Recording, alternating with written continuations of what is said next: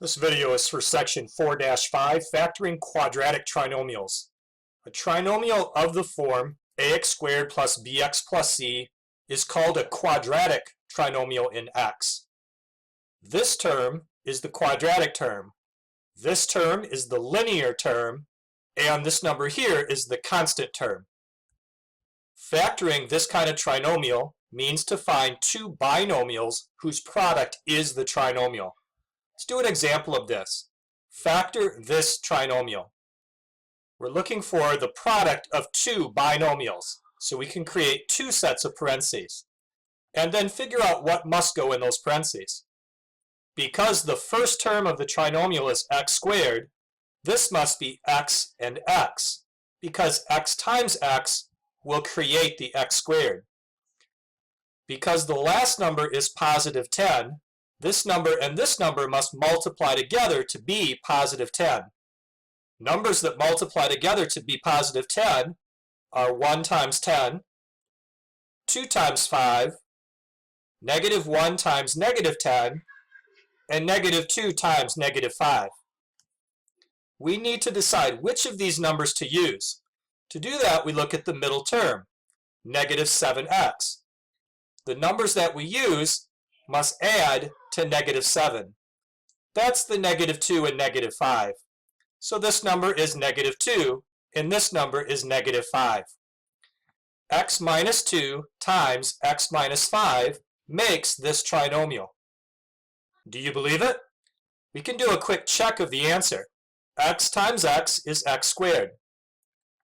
X times negative 5 is negative 5x. Negative 2 times x is negative 2x, and negative 2 times negative 5 is positive 10. Then combine the two x terms together, x squared minus 7x plus 10. Let's try another example. Factor this trinomial. Trinomials factor into a binomial times binomial pattern, so put the empty parentheses.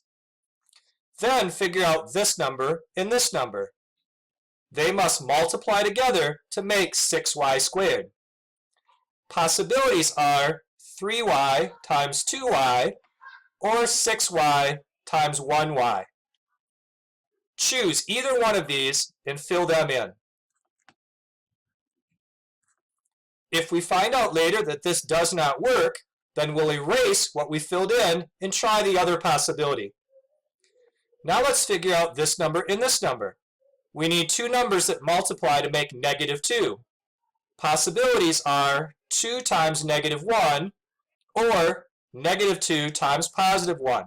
Let's fill in one of these possibilities and then check to see if our middle term turns out to be negative 1y. Let's try the positive 2 and the minus 1 and see what happens. When you multiply the 3y to the negative 1, that makes negative 3y. And when you multiply the 2 to the 2y, that makes positive 4y. Combining these together makes positive 1y. That's the wrong sign. We want the middle to be negative. So let's try the other combination of numbers, the negative 2 and the positive 1. Erase that and try negative 2 and positive 1. Now let's check to see if our middle term turns out to be negative 1y.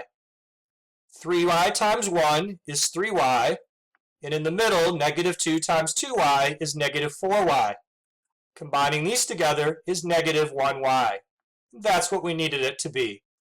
So here are the two binomials that multiply together to be this trinomial. Let's try another example. Here is a trinomial. Let's try to factor it using the binomial times binomial pattern. Z times z is the z squared. Now what numbers multiply together to make positive 4? It could be 4 times 1, or 2 times 2, or negative 4 times negative 1, or negative 2 times negative 2. To know which to use, look at the middle term, which is positive 1z. Will using any of these numbers create the positive 1z? Let's try the positive 4 and the positive 1. Z times 1 is z. And 4 times z is 4z. But that adds up to 5z, which is not what we want. We want to get 1z. So that didn't work. We could try the 2 and the 2. But z times 2 is 2z, and in the middle, another 2z, which combines to 4z. That doesn't make the 1z either. We could try these negative numbers, but when we combine them together, we'll get a negative result. We won't get positive 1z. No matter what possibilities we try, we can never get this trinomial. It is prime. A polynomial that can't be factored using polynomials of lesser degree is called irreducible. And an irreducible polynomial whose terms have a GCF of 1 is called prime. Let's try another example. Factor this trinomial. Remember that the first step of any factoring problem is to factor the GCF, and all three terms divide by 3. So you write the GCF of 3, and then figure out what its corresponding polynomial is.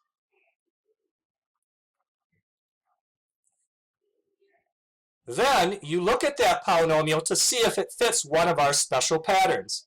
It is a trinomial, but it's not a perfect square trinomial because neither the first term nor last term is a perfect square. Other trinomials factor into a binomial times binomial pattern.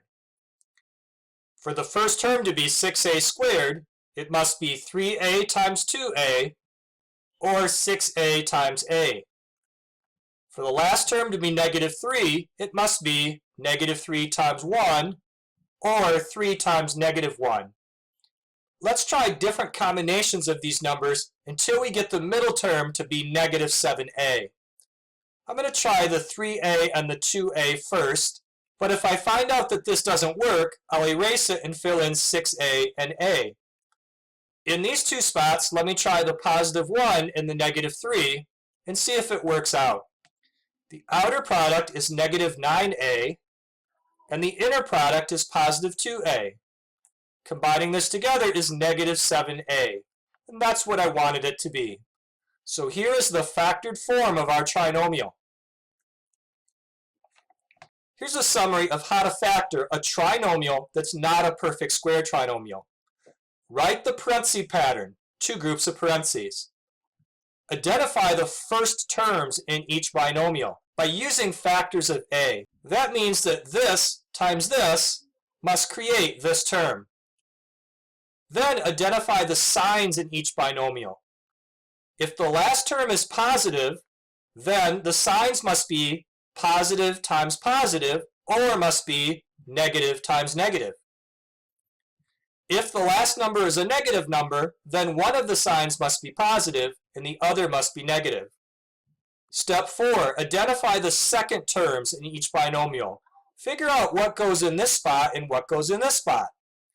They have to multiply together to make this number and add together to make this number. If every possible combination fails, then the trinomial is irreducible. Let's use that process to do one more example. Factor this trinomial. The first step is to factor the greatest common factor. All terms divide by 2, and all terms divide by p to the second power. This leaves p squared plus 5p minus 36. This is a trinomial, but it's not a perfect square trinomial, so let's factor it using the double parenthesis pattern. This must be p times p. This spot and this spot must multiply to negative 36. There are a lot of possibilities, but the two numbers we use must add to positive 5. How about using positive 9 and negative 4? Here is the factored form of this trinomial. Let's summarize the lesson. We reviewed factoring trinomials, which is a skill that you used in Algebra 1 class. If a trinomial is not prime, then it factors into a binomial times binomial pattern. And you use guess and check to try different combinations of numbers until you get the middle term to work out.